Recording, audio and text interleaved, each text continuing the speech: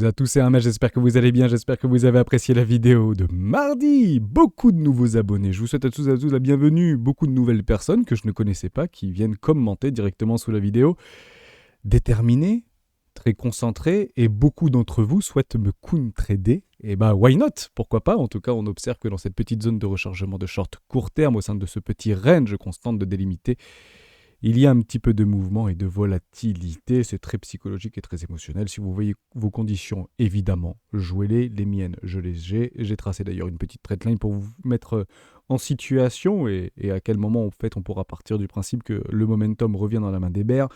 Et actuellement, je vais être tout à fait honnête avec vous, c'est très loin d'être le cas. Donc tous les trades contre-tendance et contrariens que nous essayons de faire sur ce marché sont extrêmement risqués. Et généralement, les trades les plus ardus sont aujourd'hui les plus rémunérateurs, en tout cas les plus performants. On va parler d'un sub psychologique, on va voir un petit peu du côté de Twitter pas mal de super news et pas mal de mauvaises news aussi, du côté notamment d'Ethereum par rapport à Gary Gensler qui gagne une bataille juridique. On va en parler dans cette vidéo. Et un truc que plus personne ne joue, moi je tente de le jouer, ma foi, ça permet d'avoir un billet de confirmation supplémentaire sur un trade contrarien. Je vous dis de quoi il s'agit, on en parle maintenant. Avant de commencer, je vous invite toujours à rejoindre le Discord des rois du marché. Vous trouverez le lien dans la description. À l'intérieur, une documentation qui s'appelle la stratégie des 4 rois. N'hésitez pas à l'utiliser, vous en imprégner, vous en inspirer pour vous aussi trouver votre propre style d'investissement, que ce soit sur le court, moyen, long terme, voire très long terme. On est plutôt investisseur chez les rois. Ça ne nous empêche pas de prendre quelques petits trades, que ce soit contrarien ou dans la tendance, notamment du swing trading qui est le trading le plus performant, en tout cas le plus rentable. Et généralement, dans le swing trading, on tente d'acheter quelque chose et ils ont du mal à arriver en plein bull run, ce qui s'appelle des creux des retracements, notamment en utilisant des retracements de Fibonacci. Vous avez d'ailleurs une playlist pédagogique directement en playlist sur la chaîne des rois du Bitcoin. Demain, je ne pourrai malheureusement pas faire le live. En revanche, je vous ai préparé un petit cadeau. J'ai réussi à faire un interview qui sera traduit en français via intelligence artificielle, donc j'espère que cet essai sera probant, du COO de BitGet. Donc j'espère que ça vous plaira. C'est Vuga Easy qui a rejoint il y a quelque temps en tant que CEO, directeur des opérations et bras droit du CEO au niveau de BitGet Monde cette fois-ci. Donc j'espère que ça vous plaira. Également, on est toujours en giveaway perpétuel au niveau de BitGet. Je le garde jusqu'à la fin du mois de mars, donc profitez-en. Après, il y aura d'autres giveaways qui sortiront, mais si vous souhaitez bénéficier des 25$ spot et vous en faites ce que vous voulez avec 2 actions, donc s'inscrire sur BitGet avec le lien directement dans la description et réaliser au moins un KYC, et vous recevrez directement 25 USDT. Je vous remets ça dans la description, c'est juste le petit Google Doc à remplir. Vous êtes très nombreux à me le remplir. Je paye les bonus tous les mardis et tous les mercredis, donc certains d'entre vous l'ont reçu entre mardi et hier. N'hésitez pas, si ça vous intéresse, pourquoi pas rejoindre cette plateforme et pourquoi pas, avec l'interview de demain, vous fera passer le pas. En tout cas, je m'inscris dans cette logique, un bel échangeur singapourien qui fait maintenant partie du top 3 mondial en termes notamment de volume. On va parler Bitcoin très rapidement. Donc ce petit trade qui rentrera donc en 2 fois ici. J'ai pris un trade sur les 71 000$. Bon, on est même descendu, finalement on n'est pas si déluré que ça, 68 300$, et puis on fait une petite déviation et une réintégration. Donc ceci est plutôt bullish. Si vous avez un petit trend intermédiaire, on commence à travailler un petit peu dans une zone de rechargement de vente logique court terme, déviation et réintégration généralement, c'est pour aller faire des nouveaux highs pour information. Donc pour le coup, c'est plutôt bullish qu'on est en train d'observer, donc bravo les boules, pour l'instant vous êtes plutôt bien dans le play. Celui-ci était parfaitement prenable, si vous aviez ici un long, c'est plutôt celui-là que j'aurais pris moi, parce que j'ai eu pas mal de commentaires pour dire moi j'ai pris un long, moi j'ai pris un long. Moi j'aurais attendu éventuellement ce type de choses exactement pour prendre un long, et ça vient de se réaliser. Je rappelle les objectifs par rapport à ce W, notamment en daily, qui sont des ratios de 1 pour 1, avec un objectif donc de target ici de 1 pour 1, juste là, qui viendrait tout simplement chercher relativement proche, voire sans problème au niveau de mon play numéro 2 ici pour entrer en 2 fois. Ça devrait un petit peu travailler. Donc bien sûr, il y a des confluences ici avec des poches de liquidité. On les a vus ensemble, vous les regardez régulièrement. Ici, vous avez des magnifiques poches de liquidité. Vous avez également des traders, notamment sur Bitfinex, qui ont posé des limit sell juste ici. Donc il y a des petits murs de vente. Donc ils se servent bien sûr de cette liquidité, et vous en avez d'ailleurs juste ici également, et qui fonctionne plutôt pas mal. D'ailleurs, on a eu comment ça s'appelle, une petite mèche un petit peu de volatilité juste ici. Donc c'était plutôt bien parti pour moi. Je me dis, on vient chercher tous les vendeurs. par rapport à ce petit play ici, petite déviation, en moins d'un quart d'heure, on réintègre, on fait un nouveau plus bas. Généralement, c'est que les baleines, ou en tout cas les insiders, se positionnent plutôt à la vente ici. Donc, ma foi, on est en train de se faire déloger, hein, s'il y a encore des vendeurs ou des contre-tendances sur ce marché. Ma foi, actuellement, le momentum reste extrêmement haussier, donc restez bien sûr dans votre play. J'ai plusieurs biais de confirmation, notamment les options. Hein, j'aurais pu partir du principe que on serait en dessous des 65 000 $, donc c'est pas complètement perdu, mais généralement 48 heures avant, on va peut-être tenir le strike price. Et si on tient le strike price, c'est qu'on est bien en tendance. On avait déjà fait ce travail-là il y a plusieurs mois en arrière. Quand on arrivait sur le max swing price, on était plutôt en range, et que lorsqu'on tape les strike price, c'est qu'on est plutôt en tendance. Et ça fait 2 mois d'affilée qu'on tente de taper les strike price. On n'est pas passé loin sur le mois dernier. Là, c'est une grosse expiration trimestrielle, donc c'est extrêmement important pour demain. À partir du principe que c'est très bullish encore une fois. Dès lors, on va aller regarder du côté du mois d'avril. Les strike price, 70 000 $. Nous y sommes, on est même quasiment au-dessus. Enfin, on est aux 70 000 $. Et puis après, ce sera le mai par rapport aux grosses expirations pas du mois de mai, du mois de juin, avec des strike price à 75 000 $. Donc, si on est bien en tendance, on devrait être au minima sur ces niveaux de valorisation. Part du principe que c'est généralement des options de couverture. Ça veut dire qu'il y a beaucoup de personnes qui shortent, notamment du côté des hedge funds. On va le regarder d'ailleurs. Hein.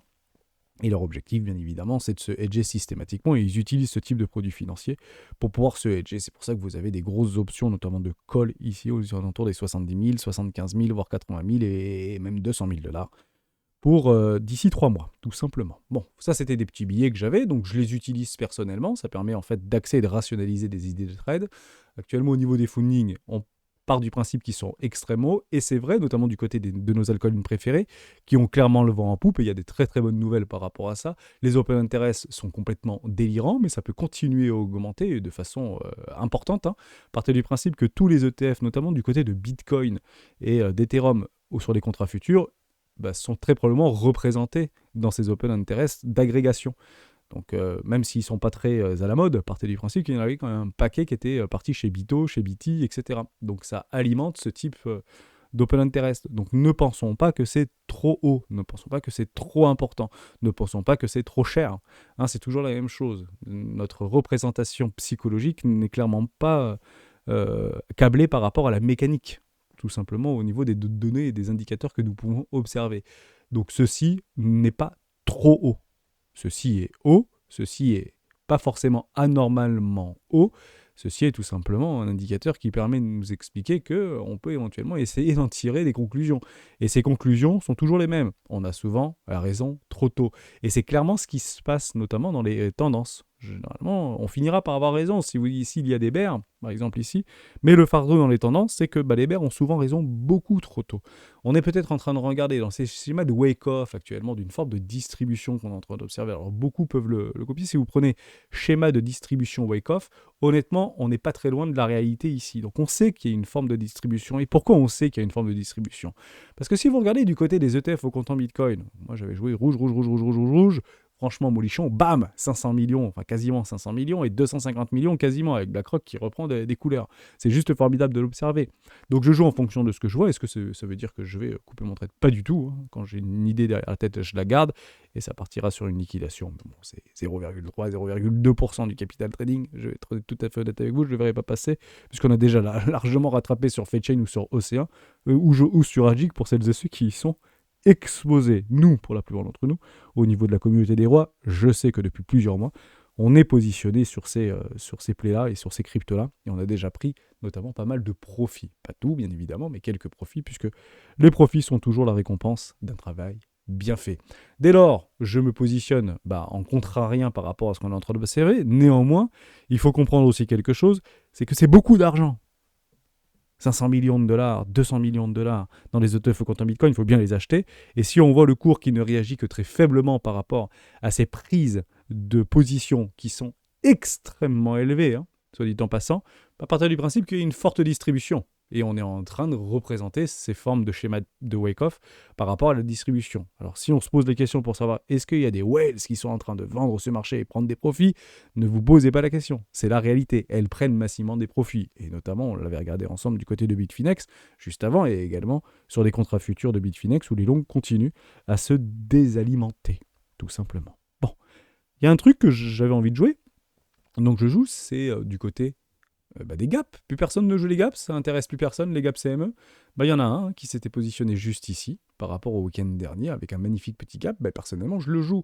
Et je le joue en quoi? En prenant un TP partiel sur cette trendline. Grosso modo, le comblement du gap se donnerait un petit peu ici. Donc, sur un ratio de 1 pour 1, je prends un petit take profit ici, aux alentours des 64 000, 65 000 $, que j'ai déjà positionné, et qui est en fait une confluence par rapport au strike price vis-à-vis des 65 000 $ qu'on a vu précédemment sur les options. Vous voyez comment on rationalise une idée de trade, que ce soit en swing ou que ce soit contrarien, tout simplement, avec un objectif du premier arrêt.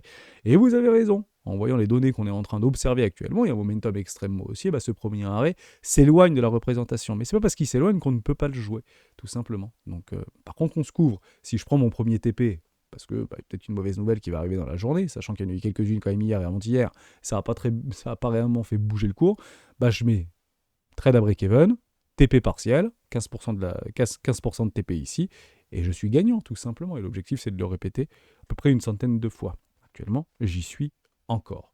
Je continue avec deux petites choses. Des petites choses qui sont d'ailleurs extrêmement importantes.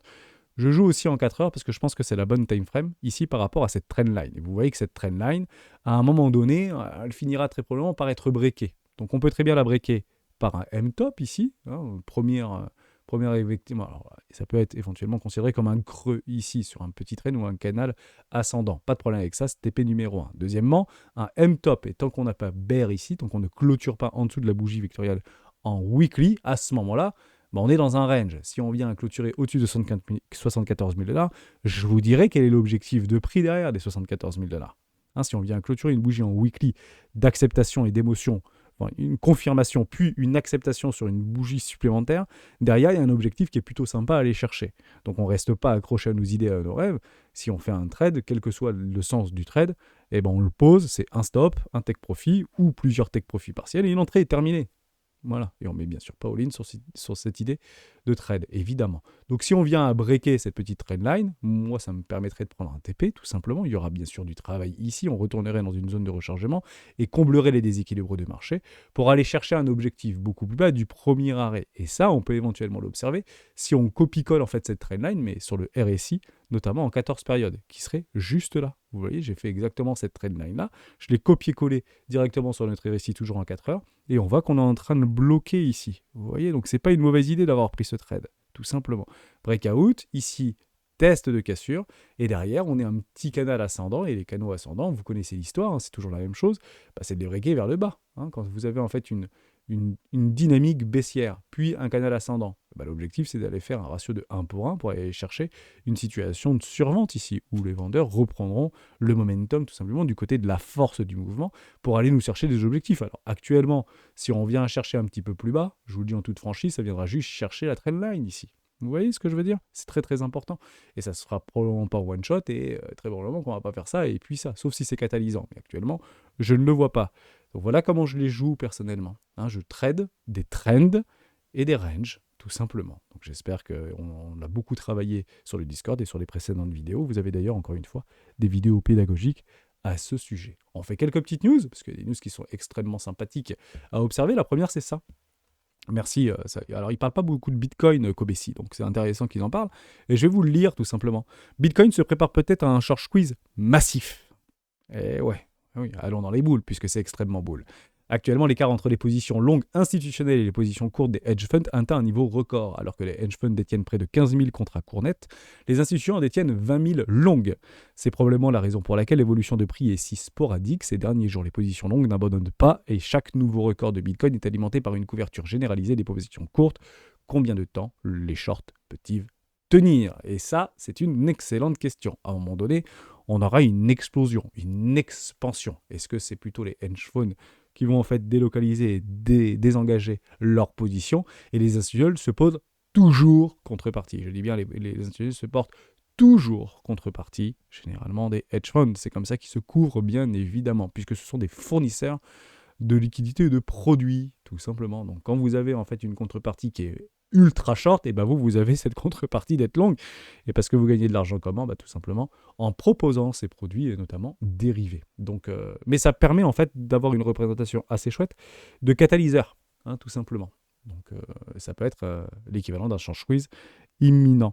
Alors, c'est pas forcément le fait que ce soit en contrepartie. Ce qui est intéressant, c'est de voir en fait le montant des positions. Par rapport aux open interest qu'on vient de regarder précédemment, notamment sur Coinalyse, etc., qui est en relation directe avec ce type de graphique, tout simplement par rapport au nombre de contrats ouverts, toutes places et bourses de marché confondues. Deuxième petite chose qui est extrêmement intéressante, la SEC reporte une bataille juridique contre Coinbase.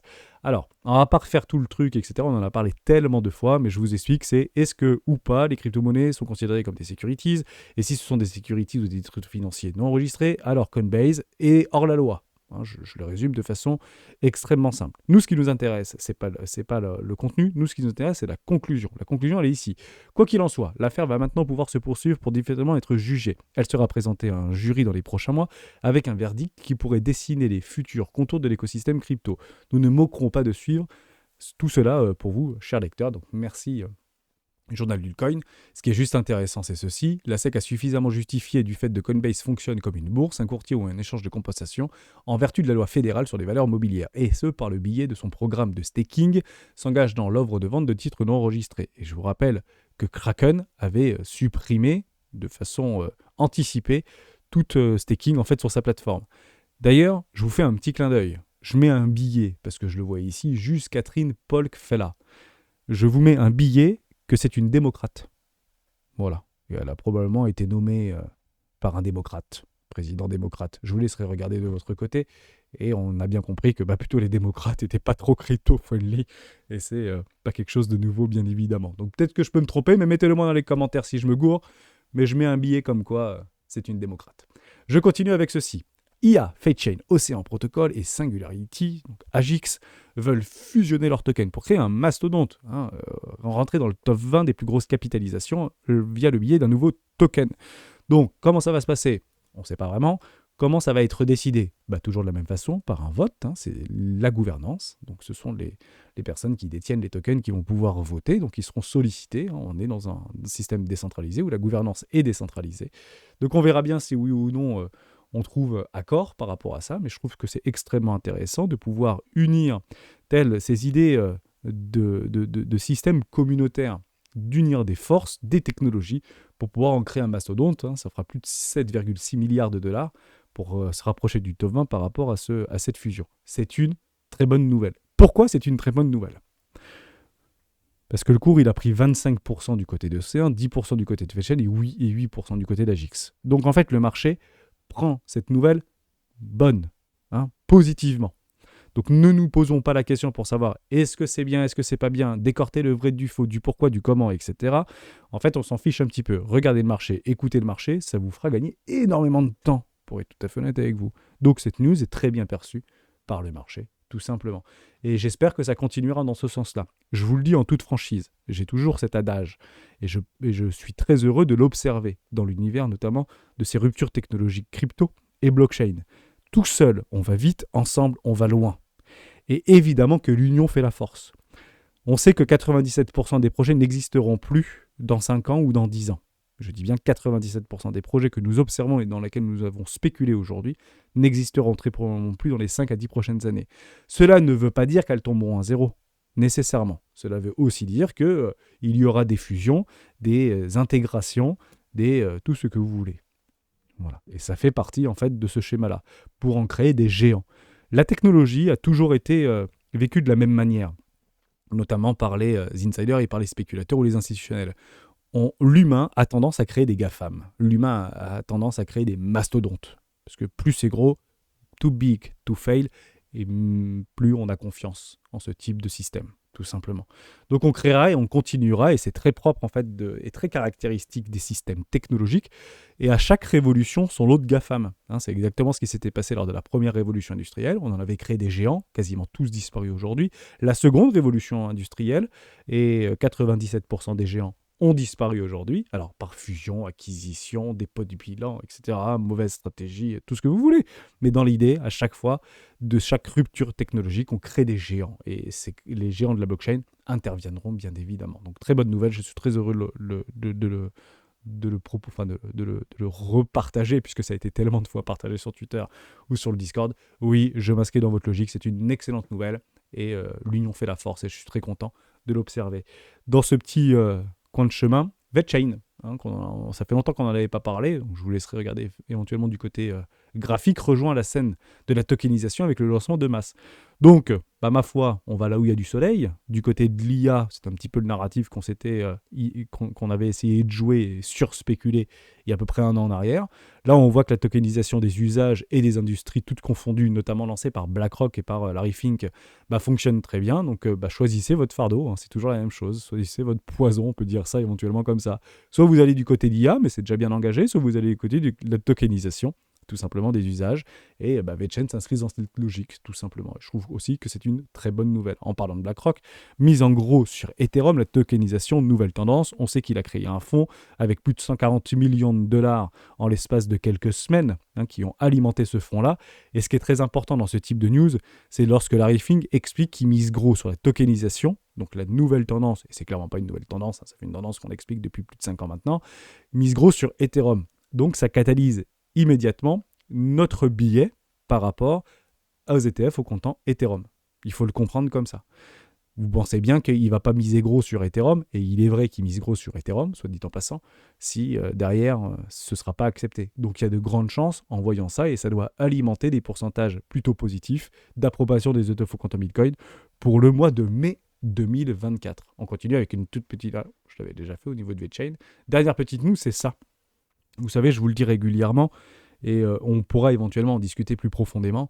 L'inflation est un problème de pauvres, la déflation est un problème de riches. C'est exactement ce qu'on est en train d'observer du côté asiatique. On a parlé d'ailleurs de NIO sur le Discord hier, et ma représentation de NIO. Bon, il faut savoir que la Chine, par rapport à son marché intérieur, est plutôt en déflation ici, ou en tout cas une tendance déflationniste, alors que le reste de le monde, et notamment du côté de l'Occident, plutôt inflationniste. Et vous le voyez en fait dans les cours de bourse. Si vous prenez la bourse américaine, ATH. Si vous prenez la bourse française, ATH. Ça continue à pump sans précédent. Enfin, ça continue à augmenter. En fait, c'est directement corrélé par rapport à une perspective de croissance et lié directement à l'inflation. Puisque l'inflation, c'est directement du pouvoir d'achat. Et les actions, en fait, réagissent par rapport à ces flux de capitaux, par rapport au rendement.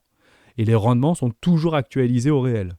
Donc, si vous voyez, en fait, du CAC 40 ou du S&P 500 augmenter de 10%, partez du principe que c'est pas parce qu'on avait du CAC 40 qu'en l'espace de 2 ans, on a gagné 10% de pouvoir d'achat. C'est faux, puisque si l'inflation a pris 11%, les rendements réels, en fait, sont négatifs ici. Et il faut comprendre que beaucoup de rendements sont négatifs. Et si vous partez du principe que du côté chinois, on est plutôt dans la déflation, à ce moment-là, il y a une double peine, si vous voulez, et on voit que c'est plutôt décroissant. Et ici, le descendant, moi, je me rapproche d'une zone d'éco, et sur des fonds indiciels, voir des zones d'éco, c'est quand même pas tous les jours, pour être tout à fait honnête avec vous. La dernière fois, c'était en 2008, pour info.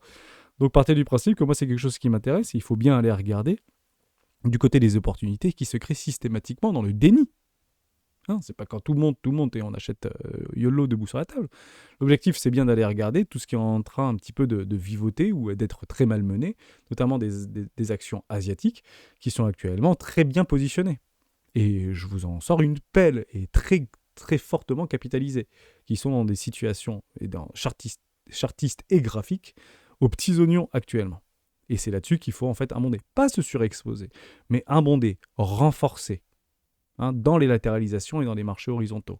Surtout quand c'est un petit peu noir du côté asiatique, du côté du marché intérieur, je le précise. Voilà, j'ai pas plus de choses à dire. J'espère que je suis allé au bout de tout ce que je voulais vous dire. Je vous propose ce petit interview demain. Je vais essayer de le monter, de finaliser de le monter cet après-midi. J'espère que vous prendrez plaisir à le regarder. C'est assez unique, je crois qu'il n'est jamais passé en francophonie avec un analyste, donc c'est juste formidable. Je suis très content de l'avoir, et on continue comme ça. Si, dernière petite chose. Allez, je vous donne un billet en 1000. Quand on crée en fait des petits scénarios, quand on a des intuitions, voilà, parce que plus vous avez d'expérience, et en fait plus vous créez ce qu'on appelle des intuitions. Reprenez en fait des fractales ou des billets qu'il y avait précédemment. Je voulais pas passer à côté de ça, puisque ça renforce toujours en fait ces idées-là. Je vous avais partagé quelque chose, et je vous donnerai d'ailleurs la target si jamais je suis invalidé. Donc ça vous fera plaisir, très probablement. J'avais partagé quelque chose il y a longtemps d'ailleurs, c'était le 2 mars, c'était à peu près un mois. Par rapport à une performance relative, ce qu'il y avait eu vis-à-vis du cycle précédent. Ce que je veux vous dire par là, c'est que partez du principe que lorsqu'il y avait eu en fait une augmentation assez franche, donc ça c'était l'intercycle 2019-2020 par rapport à Bitcoin, et effectivement beaucoup a partagé ce type de fractal. je vous avais dit, on était ici, je vous dis, top intercycle, environ 70 000 $, sur une performance relative de 350% pour une performance relative de 350%.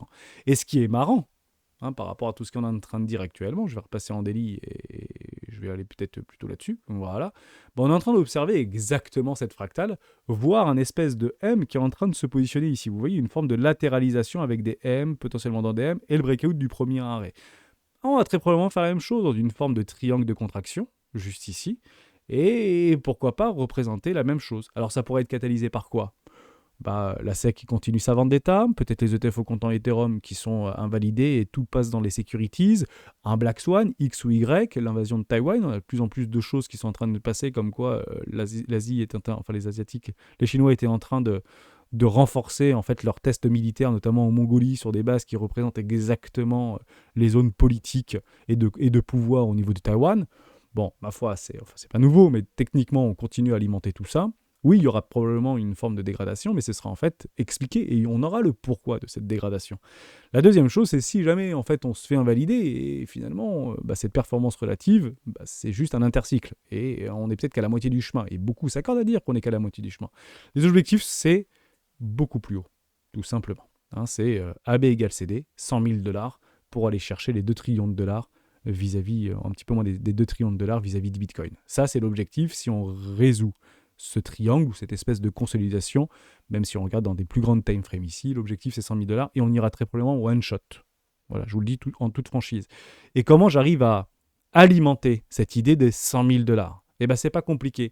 On revient sur ce qu'on travaille. Mais l'objectif de rationaliser un scénario, pas forcément un modèle, mais un scénario, ou renforcer des intuitions, c'est tout simplement en fait en train d'observer au niveau des ETF au comptant Bitcoin. On sait que ces gens-là, ces institutionnels-là, qui sont faiseurs de marché, représentent à peu près à eux tous 15 000 milliards de dollars de fonds sous gestion.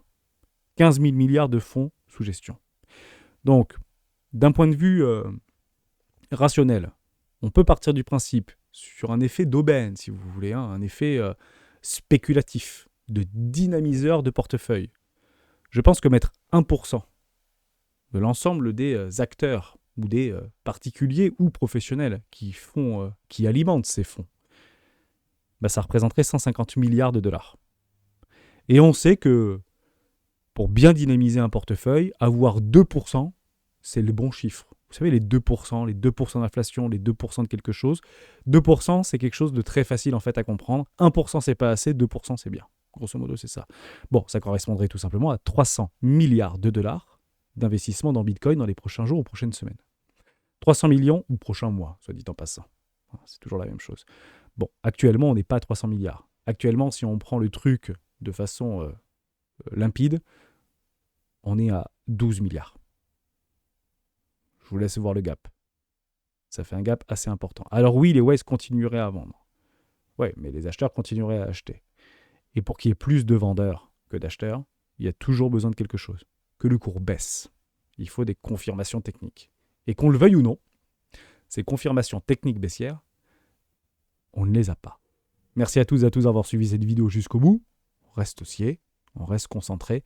Buy the hold et buy the dip, bien évidemment. Et toutes les corrections seront faites ici pour être rachetées, aussi profondes ou peu profondes soient-elles.